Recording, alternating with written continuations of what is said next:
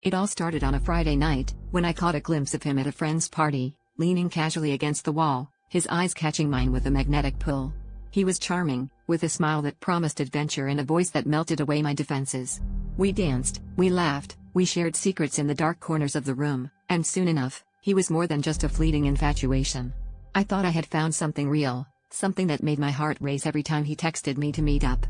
Every time we were together, it felt like the world was just the two of us, and I was blissfully lost in the illusion of love. But a storm was brewing behind those enchanting eyes. One evening, just as we were about to slip into the comfort of our usual diner booth, he hesitated, his face a mask of conflict. The words that followed shattered my world. He was an undercover cop, and the warmth of his touch had been nothing more than a calculated move in an elaborate investigation. My family, the people I trusted and loved, were the target of a sting operation, and I was just collateral damage in the path of justice.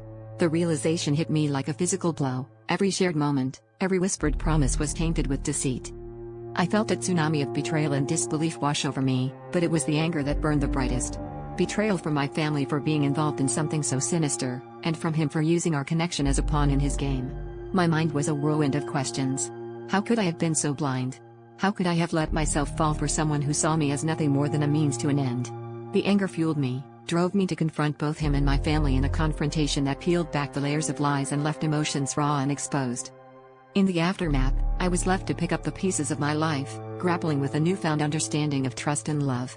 The twist of the knife was the realization that, despite everything, a part of me still longed for the man I thought I knew. The internal conflict raged on, a battle between vulnerability and self-preservation. I had to come to terms with the fact that love, in its most genuine form, is built on truth, and sometimes the truth is the hardest thing to face.